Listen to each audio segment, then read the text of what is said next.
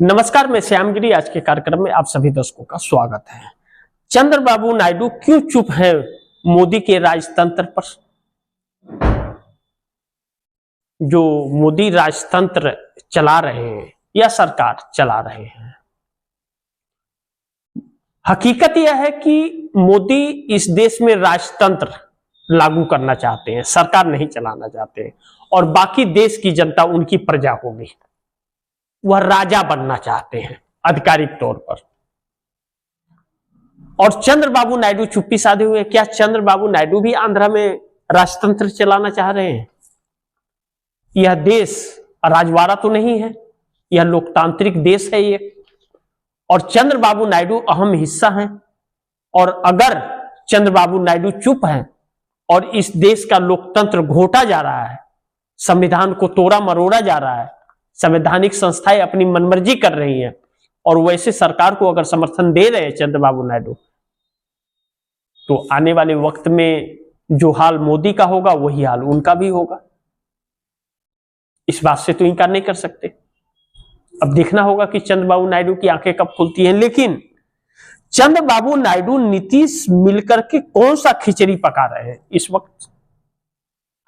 कुछ तो पक रही है। अब बिरबल की खिचड़ी पक रही है या कुछ और पक रहा है, यह तो जब खुलासा होगा और सामने आएगा तब पता चलेगा। लेकिन नीतीश कुमार के साथ चंद्रबाबू नायडू लगातार संपर्क में हैं। अगर नहीं रहते तो नीतीश कुमार इतने अड़कर और भाजपा को चुनौती न दे रहे होते, क्योंकि नीतीश कुमार जिस तरह बिहार में अड़ गए हैं और भाजपा के मकसद को पूरा नहीं होने दे रहे हैं, जो भाजपा बिहार को अपने कब्जे में लेना चाहती है, अड़ गए हैं। इसका मतलब यह है कि नीतीश कुमार लगातार चंद्रबाबू नायडू के संपर्क में हैं। कुछ तो दोनों मिलकर के नीतीश नायडू खिचड़ी ऐसा पका रहे हैं जो मोदी सरकार के लिए आने वाले वक्त में शुभ संकेत नहीं दे रही। यानी कि यह खिचड़ी कहीं ऐसा ना हो, नीतीश नायडू जो खिचड़ी पका रहे हैं, शीतकालीन सत्र में मोदी सरकार को भारी पड़ जाए और वह खिचड़ी इंडिया गठबंधन में बंट जाए। देखते हैं, शीतकालीन सत्र का इंतजार करेंगे। लेकिन चुनाव आयोग का बर्ताव मोदी सरकार को ले डूबेगा। चुनाव आयोग इस वक्त जो बर्ताव विपक्षी नेताओं के साथ या देश की जनता के साथ, वोटरों के साथ कर रहा है, लोगों के अंदर गुस्सा उबाल मार रहा है। न्यायपालिका से भी न्याय नहीं मिल रहा है, सरकार जवाब नहीं दे रही है। सरकार तो 90% स्ट्राइक रेट की जगह 100% लाने के लिए उत्सुक है और चुनाव आयोग साथ दे रहा है। तो चुनाव आयोग का यह बर्ताव कहीं ऐसा न हो कि विपक्ष को सड़क पर आकर के बैठ जाने के लिए मजबूर कर दे। और जैसे ममता बनर्जी पश्चिम बंगाल में,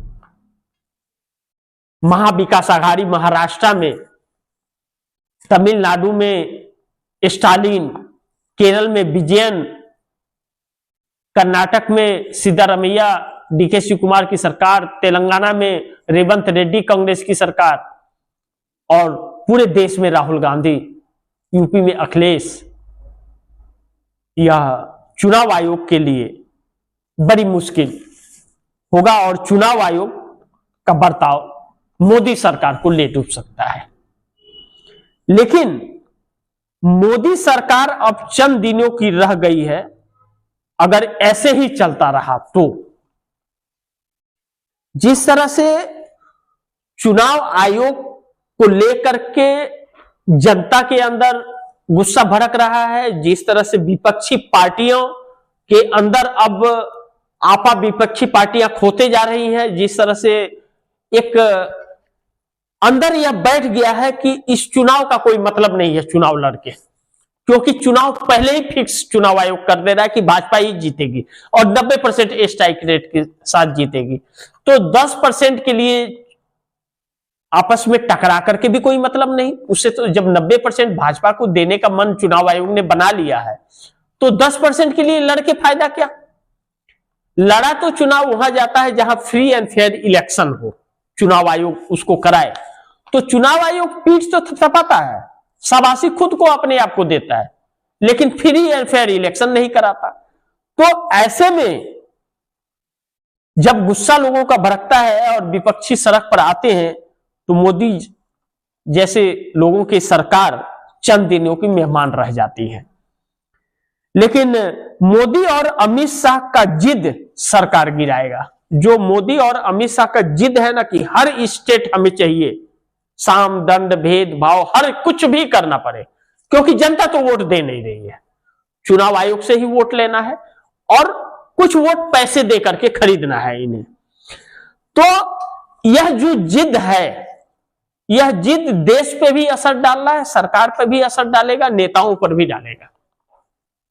ऐसे में लोगों का जो वोट देने वाले भी हैं भाजपा को, उनका भी मन भिन्न हो रहा है भाजपा से, सुनना और उनका नाम पसंद नहीं करते सुनना भी। ऐसे में गोदी मीडिया तो मास्टर स्ट्रोक कहता है कि 90% का आता है, लेकिन गाली कितने लोग दे रहे हैं इस बात का जिक्र गोदी मीडिया नहीं करता। तो मोदी और अमित शाह का यह जिद जो है ना चुनाव जीतने का, पैसे दे करके ईडी, सीबीआई, इनकम टैक्स, चुनाव आयोग सब हथकंडा लगा करके और चुनाव 90% के साथ जीतना, यह सरकार गिराने का एक जरिया बनता जा रहा है। लेकिन दूसरी तरफ इंडिया गठबंधन तैयार है मोदी सरकार को जवाब देने के लिए। कहा जा रहा है कि शीतकालीन सत्र बड़ी भयावह इस बार होने वाला है, हंगामेदार। और इंडिया गठबंधन अगर नीतीश नायडू का साथ मिल गया तो अविश्वास प्रस्ताव मोदी सरकार के लिए लाएगा, और अगर अविश्वास प्रस्ताव आ गया तो इंडिया गठबंधन जो दांव चलेगा, मोदी सरकार उसके लिए तैयार नहीं हो पाएगी, सरकार बचा नहीं पाएगी। इंडिया गठबंधन की तैयारी मोदी सरकार को मुंहतोड़ जवाब देने की है, चाहे विदेश नीति पर, चाहे कूटनीति पर, चाहे पहलगाम पर, चाहे वोट चोरी पर, चाहे एसआईआर पर, हर चीज पर मोदी सरकार को इस बार सामना विपक्ष का करना पड़ेगा। या 10-12 दिन का विधान शीतकालीन सत्र है, 15 दिन का है, 10 दिन चलेगा, वह भी हंगामे का भेंट चढ़ जाएगा। यह देखना बड़ी महत्वपूर्ण होगा। बाकी आप दर्शकों की क्या राय है, क्या सुझाव है, कमेंट बॉक्स में जरूर दीजिएगा। इस खबर को ज्यादा से ज्यादा शेयर कीजिएगा, अपने दोस्तों को भी कहिएगा आगे शेयर करें। आपने अगर चैनल को सब्सक्राइब नहीं किया, सब्सक्राइब कर लीजिए, अपने दोस्तों को भी कहिएगा चैनल को सब्सक्राइब करें। मिलते हैं अगली खबर के साथ, तब तक के लिए नमस्कार।